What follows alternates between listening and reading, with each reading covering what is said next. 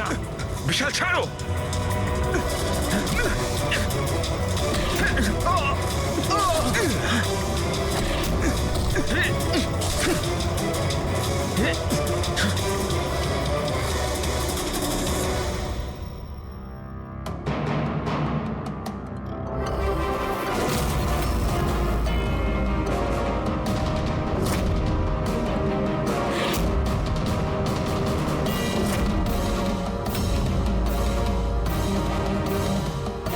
আমি স্বীকার করছি, আয়েশা আর ডক্টর আঙ্কেলকে খুন আমি করেছি স্যার। তুমি এখানে কি করছো? কি হলো? কি হচ্ছে এটা? আমি বুঝতে পারছি না কি হচ্ছে আমার হাতে। কিছু Stop! প্রবলেম? কি হচ্ছে বলছো না কেন কিছু? ডাক্তারের কাছে নিয়ে যাব? এটা কি করছো? এটা কি করছো? আয়েশা পালাও এখান থেকে, পালাও, আমি বলছি তোমাকে পালাও আয়েশা।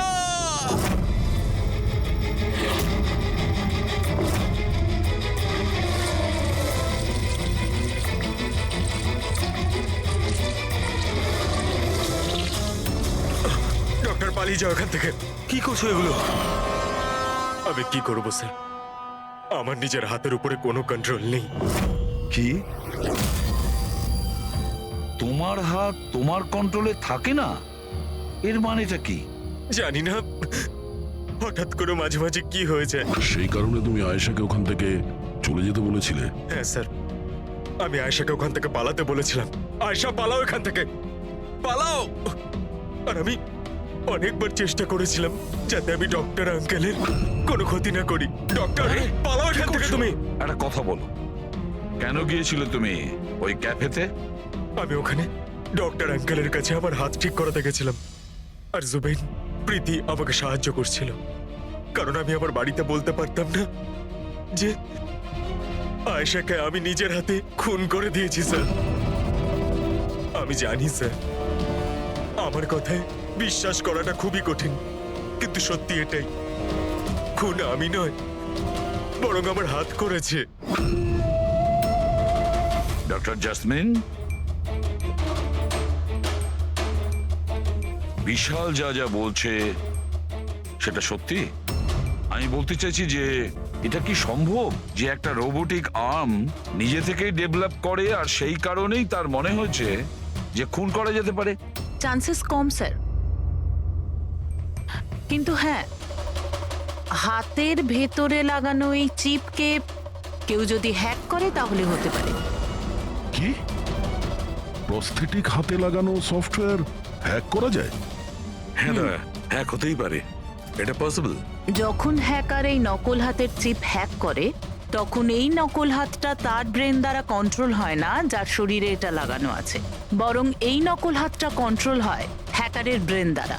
তার মানে কেউ একজন বিশালের এই রোবোটিক আর্মের সফটওয়্যারটা হ্যাক করেছিল আর তারপরে ওকে দিয়ে খুন করায়। স্যার এর থেকে ভালো তো আমি এক হাতেই আমার সারাটা জীবন কাটিয়ে দিই, যে হাতটা অন্যদের জীবন কেড়ে নিচ্ছে এরকম হাত আমার চাই না স্যার। বিশাল একটা কথা বলো, তোমার এই হাত তোমাকে বলছে যে সেই কাউকে মারতে চায়, তখন তুমি কি ভাবো? তখন তোমার মনের অবস্থা কি হয়, কি চলে তোমার মাথার ভেতরে? স্যার 2-3 মিনিট সময় লাগে, আমি পুরোপুরি ভাবে চেষ্টা করি আমার হাতকে কন্ট্রোলে আনার, কিন্তু 2 মিনিট পর আমার হাতই জিতে যায় স্যার।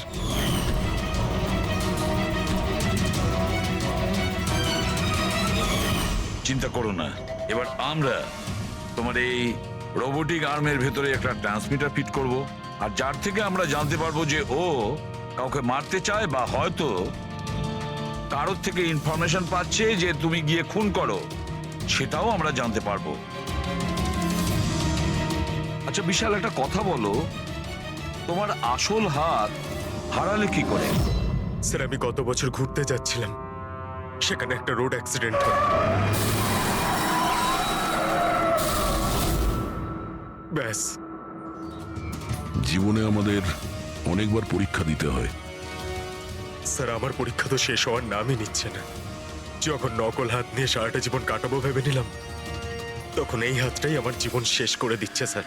বিশাল, আমরা তোমাকে কথা দিচ্ছি, না তো তোমার একটা হাত দিয়ে জীবন কাটাতে হবে, আর না তো ওই আসল অপরাধী স্বাধীনভাবে ঘুরতে পারবে।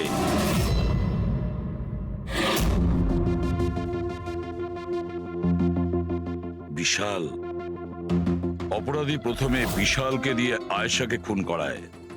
আয়েশা, যাকে বিশাল খুব ভালোবাসতো, এরপরে খুন করায় ডক্টর যশবন্তকে, যে বিশালকে সাহায্য করত। এরপরে প্রাণ নিতে চেষ্টা করে প্রীতির, যে বিশালের বন্ধু ছিল। এরা প্রত্যেকেই হলো বিশালের শুভাকাঙ্ক্ষী, আর এরা প্রত্যেকে বিশালের আপনজন। সবাই বিশালের খুব কাছের মানুষ। তাহলে এই অপরাধী কে হতে পারে? কে সেই অপরাধী? এও তো কোনো কাছের মানুষ হতে পারে, বিশালের কোনো আপনজন। পঙ্কজ, বিশালের অ্যাক্সিডেন্টের পুরো ডিটেল আমার চাই, A to Z। Hello sir, আমি Yashpal. Computer expert? Yes sir. Computer hack করতে পারো? যত বড়ই কম্পিউটার হোক বা সার্ভার, এক তড়িতে হ্যাক করতে পারি। রোবোটিক আর্মের সিস্টেম হ্যাক করতে হবে, পারবে? নিশ্চয়ই স্যার, পারবো। এতে সবকিছু পেয়ে যাবে। হয়ে যাবে স্যার। আর এটার জন্য আমি ট্রেস রাউটিং এর ইউজ করব। সেটা আবার কি? হ্যাঁ স্যার, এই টেকনোলজিটার সাহায্যে বিশালের আশেপাশে প্রত্যেকটা কম্পিউটারকে আমি দেখতে পাবো। মূলত মেশিনের মধ্যে যে হোস্ট নেম আর অ্যাড্রেস থাকে সেটাকেই হ্যাক করতে হয়। আচ্ছা, আর ট্রেস রাউটিং এর সাহায্যে আমরা শহরের যে কোনো জায়গায় বসে থাকা যে কোনো হ্যাকারকে খুব ইজিলি খুঁজে বের করতে পারবো। ফ্যান্টাস্টিক। আর যে বিশালের রোবোটিক আর্মের সিস্টেম হ্যাক করেছে, এবার আমরা ওর সিস্টেমকে হ্যাক করব।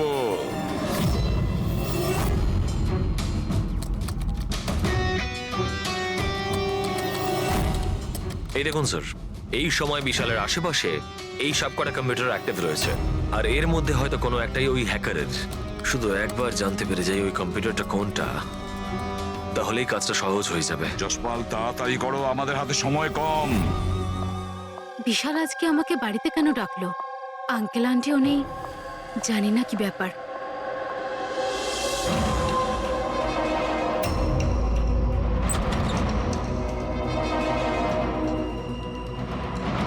বিশাল, বিশাল, প্রীতি, তুমি জানো যে আমি তোমাকে মারার চেষ্টা করেছি, তবুও তুমি আমার কাছেই এলে। বিশাল, তুমি তো আমাকে ফোন করে এখানে ডাকলে। আমি হ্যাঁ, আমি কখন ডেকেছি? তুমি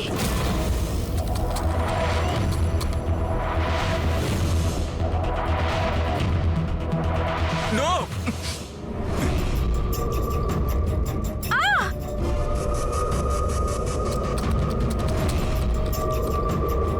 পালাও প্রীতি, বিশাল, প্লিজ বিশাল, পালাও প্লিজ, এখান থেকে।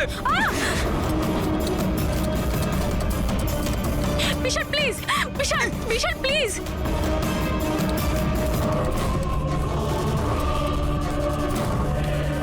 ইয়েস স্যার, ওই হ্যাকারের লোকেশন পেয়ে গেছি। বিশাল,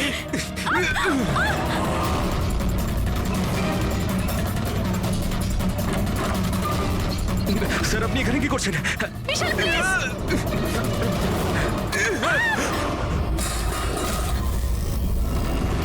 অনেক হয়েছে হ্যাকিং।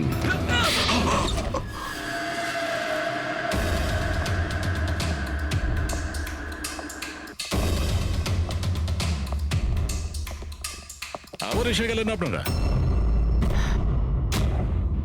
এবার এটাতে না বলবেন না যে ওকে আপনারা ধরতে এসেছেন। আগে না, আমরা বিশালকে ধরতে আসিনি, খুনিকে ধরতে এসেছি, যে এই মুহূর্তে এখানে উপস্থিত। উনি এখানে? কি বলছেন আপনি? আপনি আপনার মিথ্যে অভিযোগ কার উপর লাগাবেন? মননবাবু, গত বছর একটা গাড়ির অ্যাক্সিডেন্ট হয়েছিল খান্ডালাতে। 3 জন ছিল ওই গাড়িতে। 22 বছরের ছেলে বিশাল, 15 বছরের ছেলে সন্দীপ। আর 9 বছরের ছোট বাচ্চা সোনিয়া। গাড়ি বিশাল চালাচ্ছিল, গাড়ির অ্যাক্সিডেন্ট খুব সাংঘাতিক হয়েছিল। বাচ্চা মেয়ে সোনিয়া স্পট ডেড হয়ে গেছিল। আর আর সন্দীপ প্যারালাইজড হয়ে গেছিল, ও এখনো চলতে পারে না। এসব আপনি কি করে জানলেন আঙ্কেল? ওই অ্যাক্সিডেন্টে সব থেকে কম আঘাত লেগেছে বিশালের, তবে যে আঘাতটা লেগেছে সেটাও কম নয়। বিশালের নিজের হাতটা হারাতে হয়েছে। আর তাছাড়া বিশাল আপনার সৎ ছেলে, তাই না? স্যার, বিশাল আমার কাছে নিজের সন্তানের মতোই। আমি আপনাকে রিকোয়েস্ট করছি, আপনি বিশালকে আমার সৎ ছেলে বলবেন না। আই এম সরি মদন বাবু, যদি সব বাবা আপনার মতন ভাবতো তাহলে তো ভালোই হতো। যদি রায়মা দেবী এভাবে ভাবতেন। কি রায়মা দেবী? আচ্ছা, আপনার মনে অনেক রাগ জমে আছে, তাই না বিশালের জন্য? কারণ বিশালের জন্য আপনি আপনার নিজের মেয়েকে হারিয়েছেন, আর আপনার নিজের ছেলে সারা জীবন চলাফেরা করতে পারবে না। আপনি কি বলতে চাইছেন? আমরা কি বলতে চাইছি ওটা এক্ষুনি জেনে যাবেন। পঙ্কজ,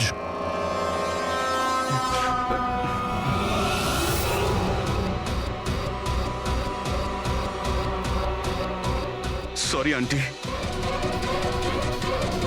কিন্তু আমি ওদের সবকিছু বলে দিয়েছি যে আপনার বলার জন্যই আমি এসব করেছি। আমি ওই সফটওয়্যারগুলোকে হ্যাক করেছিলাম, আর আমি সব জায়গার সিসিটিভি গুলোকে হ্যাক করে বন্ধ করে দিয়েছিলাম।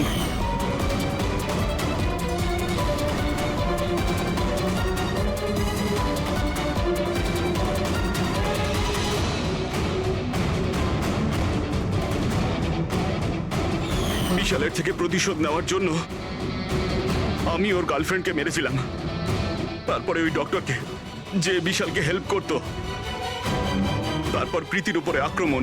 এসব করার জন্য আন্টি আমাকে অনেকগুলো টাকা দিয়েছিলেন। তুমি যে এতটা নিচে নেমে যাবে আমি ভাবতেও পারিনি।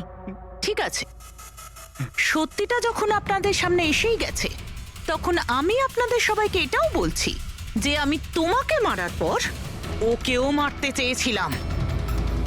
কারণ যেভাবে আমার আপনজনেরা কষ্ট পেয়েছে, আমিও চেয়েছিলাম বিশাল সেই কষ্টই পাক, ততটা যন্ত্রণা ওরও হোক। ওটা অ্যাক্সিডেন্ট ছিল, একটা ভুল। ভুল? তোমার একটা ভুলের জন্য আমার সারা জীবন অন্ধকার হয়ে গেছে। তুমি রাশ ড্রাইভিং করেছিলে, আর শাস্তি কারা পেল? আমি আর আমার সন্তানেরা। মা, আমি তোমাকে শুধু নিজের মা নয়, ভগবান ভেবেছিলাম। যদি আমাকে শাস্তি দিয়েই তুমি শান্তি পেতে, তাহলে আমাকে অন্তত একবার বলতে পারতে। হাসি মুখে আমি জীবন দিয়ে দিতাম। আমি তোমার জীবনটা চাইনি, আমি তো তোমাকে বাঁচিয়ে রেখে কষ্ট দিতে চেয়েছিলাম। আর আপনারা সবাই আমাকে দোষ দিতে পারেন না, কারণ আমি যা করেছি সেটা আমার মায়ের মমতার জন্য করেছি। রায়মা দেবী, মা শব্দের অর্থ আপনি জানেন না, সেজন্যই আপনি এত বড় অপরাধ করেছেন। আরে মা তো সেই হয় যে শুধু নিজের নয়, অন্যের সন্তানকেও স্নেহ ভালোবাসা দিয়ে আগলে রাখতে পারে। বিশাল হয়তো আপনার গর্ভের সন্তান নয়, কিন্তু মা বলে তো ও ডাকতো। ও আপনাদের পরিবারেরই একটা অংশ। কোনো মাই তার ছেলের ওপর এইভাবে প্রতিশোধ নিতে পারে না। হ্যাঁ, সেটাও এত ঘৃণ্য। দুটো লোকের প্রাণ নিয়েছেন। না রায়মা দেবী, আপনি বড় ভুল করেছেন, বিশাল ভুল করেছেন। আদালত আপনাকে কোনোদিন ক্ষমা করবে না, কোনোদিন ক্ষমা করবে না। কঠোরতম শাস্তি হবে আপনার।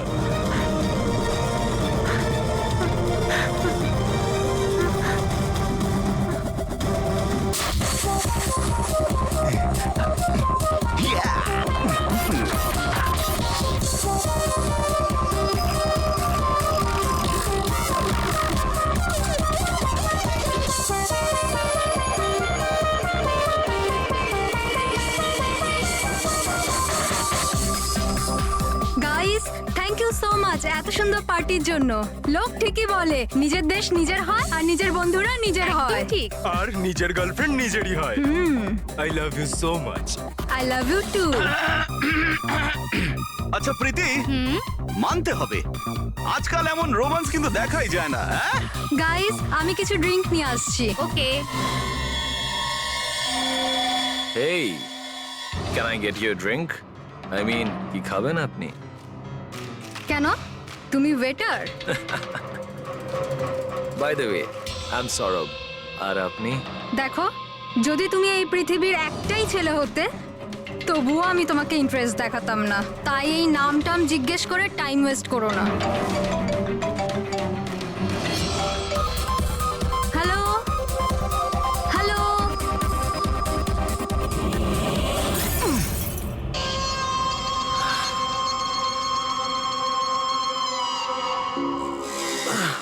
হ্যালো হ্যালো, শুনতে পাচ্ছি না, জোরে বল। আরে কিচ্ছু শুনতে পাচ্ছি না। আরে এখানে নেটওয়ার্কও নেই। হ্যালো হ্যালো,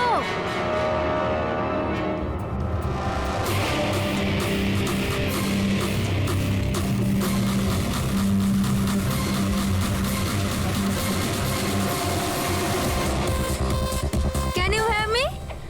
তনিশা, নেটওয়ার্ক কি করে চলে গেল?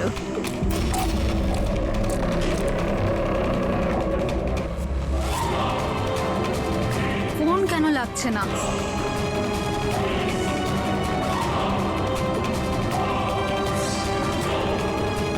হ্যালো আয়েশা, আয়েশা তুই আমার কথা শুনতে পাচ্ছিস?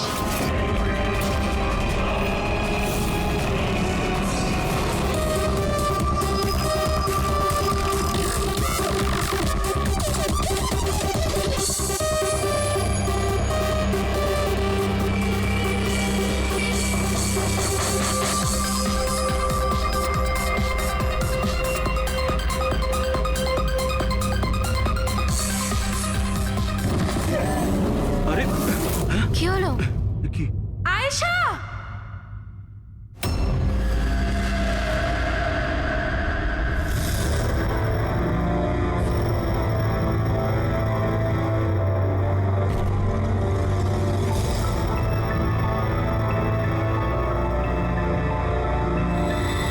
কি করে হলো এগুলো? হ্যাঁ, জানি না স্যার এসব কি করে হলো। ও কল অ্যাটেন্ড করার জন্য বাইরে গেছে, আর যখন ফিরলো তখন তুমি ছাড়া আর কে কে বন্ধু আছে আয়েশার এখানে?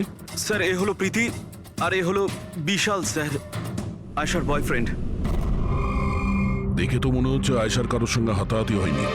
ও ফোন রিসিভ করার জন্য বাইরে গেছিল আর ওখানে খুনি আগে থেকেই ওর জন্য ওয়েট করছিল। তার মানে স্যার খুনি এসব প্ল্যান করে করেছে? না পঙ্কজ, এটা তো প্ল্যান মার্ডার মনে হচ্ছে না। যদি প্ল্যান মার্ডারই হতো তাহলে ও অন্য কোনো হাতিয়ার ইউজ করতো, কাঁচের ইউজ করতো না। তার মানে হঠাৎ কেউ একজন হয়তো খুব রেগে যায় আয়েশার উপর আর তারপর মেরে দেয়। মনে হচ্ছে তো এরকমই ফ্রেডি। আয়েশার এখানে কারোর সঙ্গে ঝগড়া টগড়া হয়েছিল? কোনো তর্ক বিতর্ক? হ্যাঁ, এরকম চুপ করে থাকলে কিন্তু কাজ হবে না। এই যে সিসিটিভি ক্যামেরা আছে, দেখলে সবই আমরা জানতে পারবো। সরি স্যার, সিসিটিভি ক্যামেরা কাজ করছে না। হোয়াট? সিসিটিভি কাজ করছে না? এত গাফিলতি? স্যার ওই কাল শেষের গানটার কারণে ধোয়ার জন্য হয়তো কোনো টেকনিক্যাল ফল্ট দেখা গেছে। আমি তাড়াতাড়ি ঠিক করব। তুমি তো তখন ঠিক করাবে যখন তোমার ক্লাব আবার খুলবে। কেস সলভ না হওয়া পর্যন্ত তোমাদের ক্লাব বন্ধ। স্যার আমার মনে হচ্ছে এই খুন সৌরভ করেছে। বড় লোকের বিগড়ে যাওয়া ছেলে। Hey, can I get you drink? I mean, কি খাবেন আপনি? কেন? তুমি ওয়েটার? বাই দ্য ওয়ে, আমি সৌরভ। আর আপনি? দেখো, যদি তুমি এই পৃথিবীর একটাই ছেলে হতে তবুও আমি তোমাকে ইন্টারেস্ট দেখাতাম না। তাই এই নাম টাম জিজ্ঞেস করে টাইম ওয়েস্ট করো না।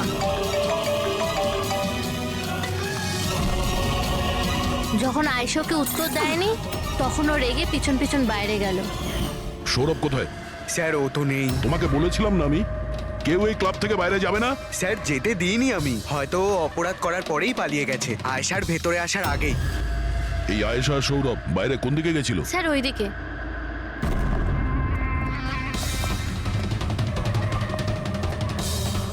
স্যার রক্তের দাগ।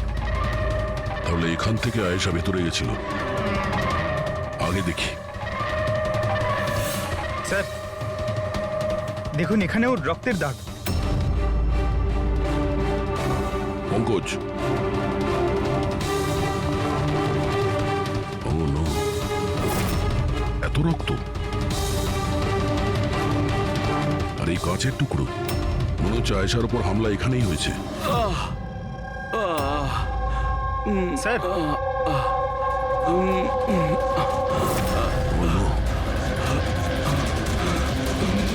আচ্ছা, এ সৌরভ নয় তো? এর পরিস্থিতি খুব খারাপ, অ্যাম্বুলেন্সকে ফোন করো। ক্লাবে এতগুলো লোকের মাঝখানে একটা মেয়ের খুন হয়ে গেল, মামসাদদের খুঁজে পাওয়া যাচ্ছে না। সিসিটিভি ক্যামেরা আছে কিন্তু কাজ করছে না। তার থেকেও বড় কথা, এখানে কেউ কিছু হতে দেখেনি। কি অদ্ভুত ব্যাপার না? আয়েশা এভাবে আমাকে ফেলে রেখে যেতে পারে না। আমাদের এখানে আসাই উচিত হয়নি। প্লিজ ডোন্ট ক্রাই, নিজেকে এভাবে দোষ দিও না। ডোন্ট ওয়ারি, সব ঠিক হয়ে যাবে। আপনার বান্ধবীর এখানে খুন হয়েছে, আর আপনার এই ব্যবহার? হ্যাঁ, এতক্ষণ ধরে এখানে যা হয়েছে তাতে মনে হচ্ছে যে খুনি এখানে আয়েশাকে মারার উদ্দেশ্য তো এসেছিল না, রেডি হয়ে আসেনি। এখানেই ক্লাবে এমন কিছু হয়েছে যার জন্য ও রেগে গিয়েছিল, আর তাই ও আয়েশাকে খুন করে দিয়েছে, আর তার সাথে সৌরভের ওপরও হামলা করেছে। আমার মনে হচ্ছে যে ওই খুনি আপনাদের মধ্যে কেউ একজন। ফ্রেডি, পঙ্কজ, এখানে যত লোক আছে তাদের সবার ডিটেলস নাও। মাফ করবেন রাইমা, আমি নিজের দিক থেকে অনেক চেষ্টা করেছি, কিন্তু এখন এর থেকে বেশি সাহায্য আর করতে পারবো না। ইটস ওকে ডক্টর, আপনার যা করার ছিল আপনি সবকিছু করেছেন, আর আমরা এর বেশি আর কি করতে পারি?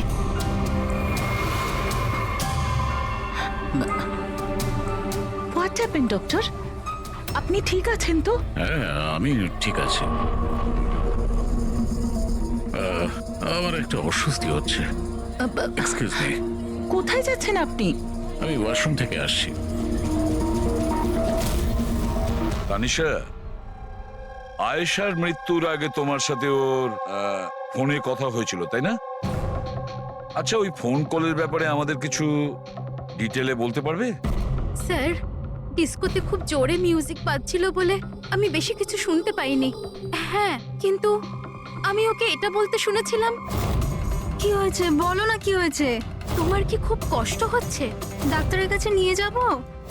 এটা তুমি কি করছো?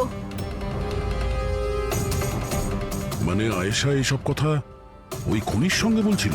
স্যার, এর থেকেও বেশি অবাক হওয়ার বিষয় এটাই যে আয়েশার খুনি ওকে বলছিল এখান থেকে পালিয়ে যেতে। আশ্চর্য ব্যাপার, খুনি আয়েশাকে পালিয়ে যেতে বলছিল, অথচ আয়েশা খুনির চিন্তা করছিল। আচ্ছা, তুমি একটা কথা বলো তো, তুমি ওই ভয়েসটা চিনতে পারবে যার সাথে আয়েশা কথা বলছিল? না স্যার। স্যার কিন্তু খুনি যখন আয়েশার ব্যাপারে এত চিন্তা করছে তাহলে ওকে মারলই বা কেন? সেটাই তো, খুনি ভিকটিমের চিন্তা করছিল আর ভিকটিম খুনির চিন্তা করছিল।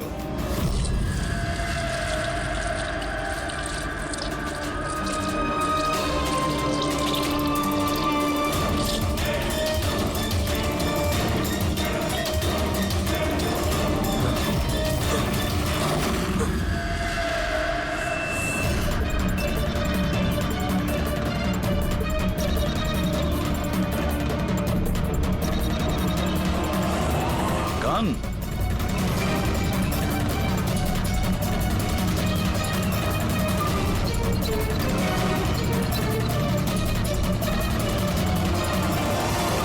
স্যার,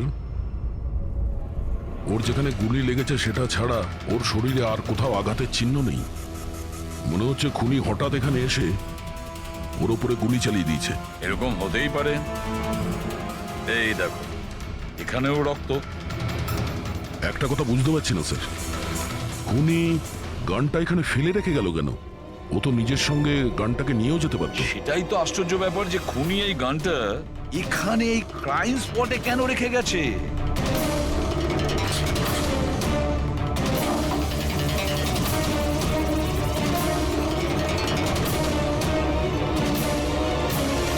স্যার, এই দেখুন, নিচে এখানে এই টেপটা আটকানো ছিল। ওয়াশ বেসিনের নিচে টেপ? মনে হচ্ছে এখানে টেপ দিয়ে কিছু আটকে ছিল, যেটা এখন এখানে নেই। হতে পারে এই কেসের সঙ্গে রিলেটেড কিছু। নিশ্চয়ই দেখতে হবে। রায়মাদেবী, ডক্টর যশবন্ত আপনার ডক্টর ছিলেন তো?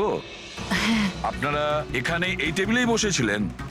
হ্যাঁ, আসলে উনি আমার অসুখের কথা বলতেই আমার সাথে দেখা করতে এখানে এসেছিলেন। খুব ভালো মানুষ ছিলেন উনি। আজ যখন আপনি ওর সঙ্গে কথা বলছিলেন, আপনার কি মনে হয়েছিল যে কোনো ব্যাপার নিয়ে ও একটু ডিস্টার্ব ছিল?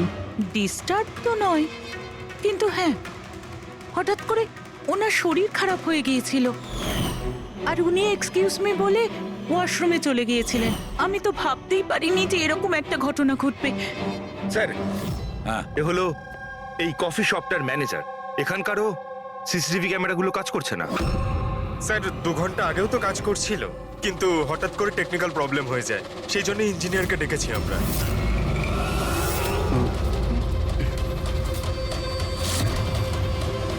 এই, একটু দাঁড়াও, এখানে এসো। হ্যালো স্যার, কেমন আছেন? আমার অবস্থা ছাড়ো, নিজেরটা বলো। তোমরা দুজনে এখানে কি করছো? এমনি ঘুরতে এসেছিলাম। কফি শপে ঘুরতে এসেছিলে? কাল রাত্রে তোমার বান্ধবীর খুন হয়ে গেছে।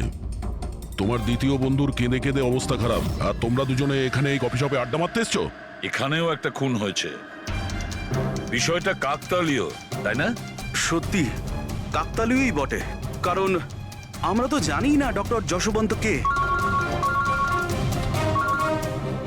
হ্যালো, ওকে বিউরোতে নিয়ে এসো। ওকে ওকে ওকে ওকে ওকে, থ্যাংক ইউ ভেরি মাচ। কি জানিস পঙ্কজ, অনেক লোক ছিল এই ডিস্কোটায় যখন আয়েশা খুন হয়, আর এক একজনের ফোন ট্র্যাক করে এইটা জানার জন্য যে মার্ডারের সময় আয়েশার আশেপাশে কেউ ছিল না। তো এই আমার তো চোখ ব্যথা করতে শুরু করেছে।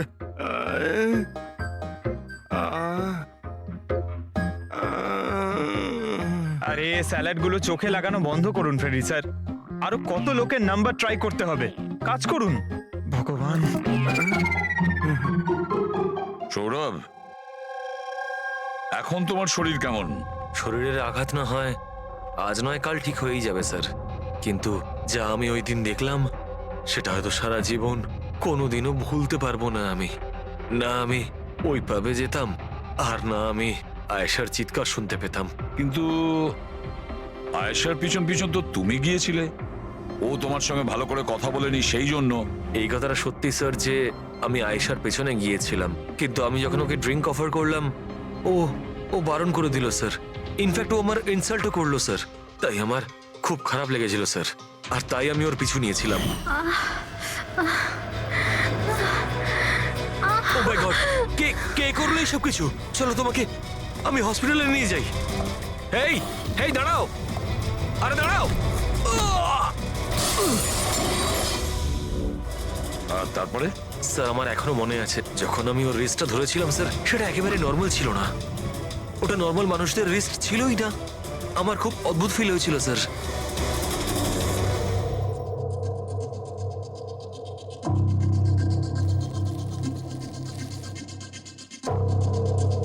তাহলে আপনি বলছেন ডক্টর সালুকে যে এই বন্দুকের ওপর কিছু চটচটে লেগে আছে? হ্যাঁ, ওই চটচটে জিনিসটা রাবারের মতো, ওই যেমন সেলোটেপে হয় না, ওই রকম।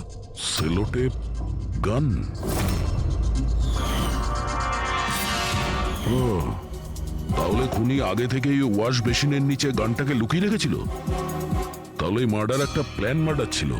হ্যাঁ, কিন্তু এই বন্দুকটা যেটা দিয়ে ভিকটিমকে খুন করা হয়েছে, আর এই কাঁচ যেটা দিয়ে আয়েশাকে খুন করা হয়েছে, এই দুটোতেই কোনো ফিঙ্গারপ্রিন্টস পাওয়া যায়নি। কিন্তু ভাই, এই কাঁচটার টুকরোর ওপর একটা বিশেষ ধরনের কেমিক্যাল লেগে আছে, যেমন ধরো প্লাস্টিক কেমিক্যাল। এখন কেন লাগানো ছিল, কি লাগানো ছিল সেটা জানতে হবে, কিন্তু এই দুটো কেমিক্যালই এই বন্দুকটাতেও লেগে আছে, দুটোতেই। ডক্টর সালুকে, আপনি তো বলছিলেন এই গানের মধ্যে ওই সেলোটেপের গাম লেগেছিল। সেটা তো ছিলই, তাছাড়া কেমিক্যালও আছে। ওটা ছাড়া এই কেমিক্যালও আছে? তার মানে এই দুটো মার্ডার, এদের দুটোর মধ্যে কোনো কানেকশন আছে? আর জুবিন আর প্রীতির ওই ক্রাইম সিনে থাকা কোনো কাকতালীয় ছিল না? একদম, তুমি একদম ঠিক বলছো দা। তোমার কথা আরো একটা জিনিস প্রমাণ করছে। এই দুটো লাশের উপরই আমি তেলের মতো ফেরোমন পেয়েছি। ফেরোমনস মানে ওই কেমিক্যাল যার থেকে গন্ধ আসে? হ্যাঁ, এই দুটো ভিকটিমেরই এদের দুজনের লাশের মধ্যে একই রকম গন্ধ। একটা ব্যাপার পরিষ্কার, হয়তো দুজনে একই রকম পারফিউম লাগাতো, বা দুজনের খুন একজনই করেছে। জেনারেলি একজন মহিলা লেডিস পারফিউম লাগায়, আর একজন পুরুষ জেন্টস পারফিউম। কিন্তু এই দুজনেই একই রকমের পারফিউম লাগিয়েছে, চান্সটা একটু কম। তার মানে এই দুজনের খুনি একজনই। আয়েশার মৃত্যুর ব্যাপারে দুটো কথা জানা গেছে। এক, ওর বন্ধু তানিশা বলেছে, আর দ্বিতীয়টা সৌরভ বলেছে। তানিশার কথা অনুযায়ী যে খুনি আয়েশাকে ওই পাপ থেকে পালিয়ে যেতে বলেছিল। পৃথিবীতে এমন কোন খুনি আছে সে যাকে খুন করতে গেছে তাকেই সে বলছে যে তুমি এখান থেকে পালিয়ে যাও? তাহলে খুন করতে গিয়েছিল কেন? না না না না না না, গোলমাল আছে, নিশ্চয়ই কোনো গোলমাল আছে। আর স্যার ওই দ্বিতীয় কথা কোনটা? আর একটা কথা সৌরভ বলেছে। সৌরভ বলেছে যে খুনির কবজি কেমন যেন অদ্ভুত ছিল, সাধারণ মানুষের মতন ছিল না ওর কবজি। হয়তো কবজিতে রিস্ট ওয়াচ কিংবা ব্রেসলেট ছিল। ফেডরিক, বুদ্ধিটাকে একটু কাজে লাগাও, বুঝেছো? স্যার, হ্যাঁ, স্যার দুটো ক্রাইম সিনেই একটা নম্বর কমন। সেটা কার? আয়েশার বয়ফ্রেন্ড বিশালের স্যার। বিশাল? বিশাল? এই বিশালকে তো কফি শপে দেখাই যায়নি। তাহলে কফি শপে গেল কখন?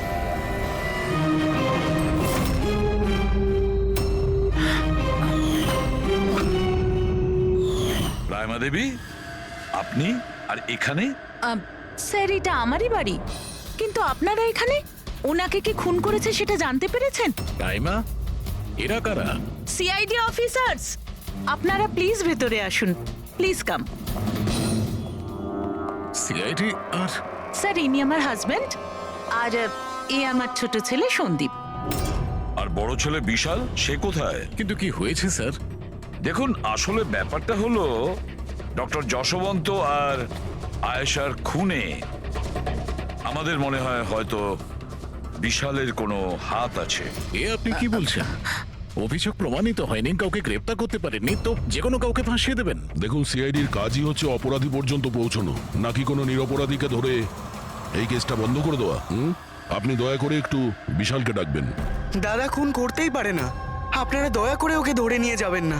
সন্দীপ, আমরা কিন্তু তোমার দাদাকে এখানে ধরতে আসিনি, আর আমরা এটাও বলিনি যে তোমার দাদা কিছু করেছে। আমরা তো তোমার দাদাকে কিছু প্রশ্ন করব, ব্যাস। আপনারা আমাকে সন্দেহ করছেন? এক মিনিট বিশাল, তুমি ভেতরে যাও। আমি এই সিআইডির লোকেদের তোমায় বিরক্ত করতে দেবো না। দেখুন, সিআইডির কাজে বাধা দেওয়াও কিন্তু একটা অপরাধ, তাই প্লিজ আমাদের নিজেদের কাজ করতে দিন। বিশাল,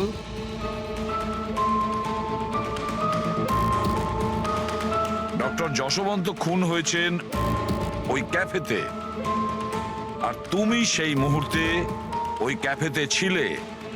কেন, কিসের জন্য গিয়েছিলে ওখানে তুমি? স্যার, আমি তো ওখানে জুবেন আর প্রীতির সাথে দেখা করতে গেছিলাম।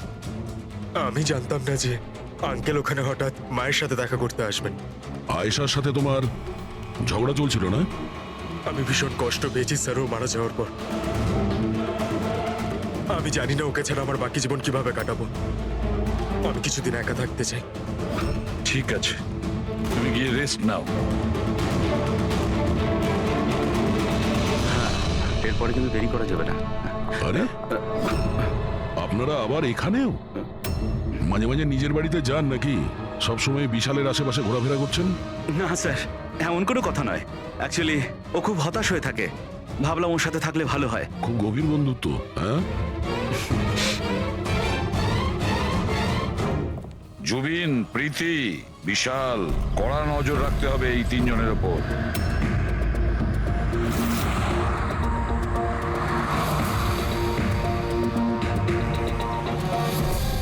তিনজনের বাড়িতে এমন ক্যামেরা ফিট করেছি না স্যার, একটা মাছি ঢুকলেও সব টের পেয়ে যাবো আমরা।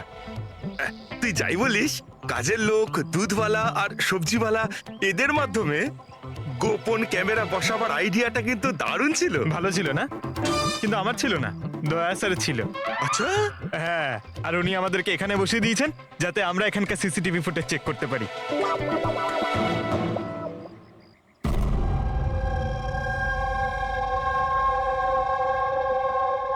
আরে বস, বস একটা বড় সূত্র হাতে এসেছে যেটা এই কেসটার সলভ করতে সাহায্য করবে। সেটা কখন বলবে? আরে বলছি তো। আরে তাহলে বলো তাড়াতাড়ি। আরে ভাই, নিঃশ্বাস তো নিতে দাও। তোমার মনে আছে ওই যে ভাঙা কাঁচের টুকরোটায় আমি প্লাস্টিক কেমিক্যাল পেয়েছিলাম? হ্যাঁ ডক্টর সালুকে, কি ওই কেমিক্যালটা? ওটা হচ্ছে গ্রাফিন, যেটা নকল চামড়া, আর্টিফিশিয়াল স্কিন বানানোর কাজে লাগে। Artificial skin, aesthetic skin, aesthetic skin, aesthetic. দয়া, মনে আছে সৌরভ কি বলেছিল? যে খুনির হাতের ওপর ও অদ্ভুত কিছু দেখেছিল। Aesthetic skin, aesthetic arm. তাহলে কি এই খুন কোনো রোবটের মাধ্যমে হয়েছে? মানে খুনির ওইভাবে সাহায্য চাওয়া এটা তো নয় যে এই খুনটা আনইনটেনশনালি হয়েছে, না চাইতে? না দয়া, অনিচ্ছাকৃত খুন এভাবে হতে পারে না। আর রইল কথা রোবোটিক আর্মের। এই রোবোটিক আর্ম তো কারোর কথা মতোই চলতে পারে, তাই না? আচ্ছা সালুখে, এমন কোন লোক আছে যে এই রোবোটিক আর্ম বলো, অস্থেটিক আর্ম বলো বা রোবোটিক আর্ম বলো, এই সব কিছুর ব্যাপারে খুব ভালো রকম দখল আছে? হ্যাঁ আছে তো, ডক্টর জাসমিন। তাহলে দেখা করা যাক ওই ডক্টরের সঙ্গে।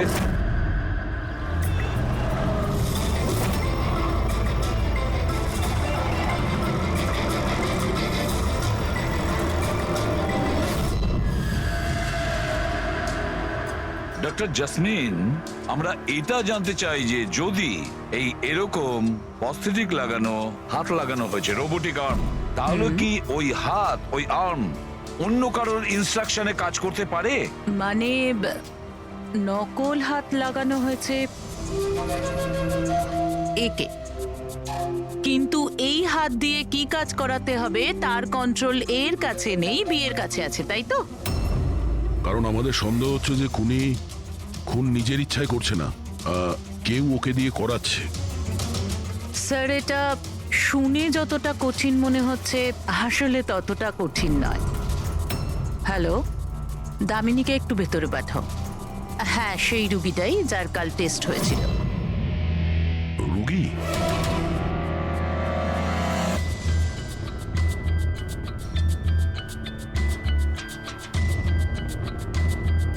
স্যার, দামিনীর ডান হাতটা ফ্যাক্টরিতে কাজ করার সময় মেশিনে কাটা পড়েছিল। হ্যাঁ স্যার, মেশিনে আমার হাত ঢুকে গিয়েছিল। তাই জন্য ওকে নকল হাত লাগিয়েছি, যার কন্ট্রোল মানুষের ব্রেনের দ্বারা হয়। একটা নকল হাত মানুষের মাথা দিয়ে কাজ করছে কি করে? স্যার, সায়েন্স খুব উন্নতি করেছে। আসলে এই ধরনের নকল হাত সায়েন্সের একটা খুব বড় আবিষ্কার। এটাতে এক ধরনের চিপ আছে, মানে সফটওয়্যার, যেটা ব্রেনের দ্বারা কন্ট্রোল করা হচ্ছে। মানে মানুষের ওঠা বসা যেমন ভাবে আসল হাত পা নাড়ানো যায়, সেইভাবেই এই নকল হাত পা নাড়ানো হয়, যেটা ব্রেন কন্ট্রোল করে। গ্রেট, বিজ্ঞান সত্যি অনেকটা এগিয়ে গেছে। সত্যি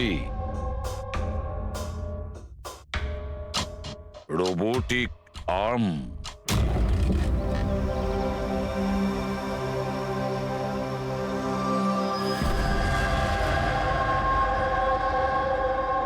বাই। ওরা ওখানে হাত করছে আর আমরা এখানে গাড়িতে বসে আছি।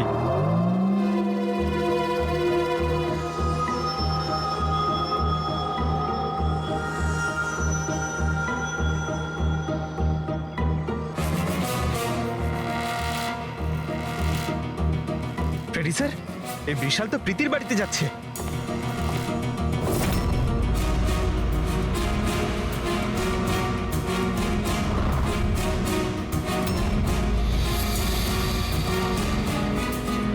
বিশাল, তুমি টেনশন করো না, কেউ কিচ্ছু জানতে পারবে না। আমরা কোনো না কোনো উপায় ঠিক বের করব, ওকে? এ নাও, কফি খাও।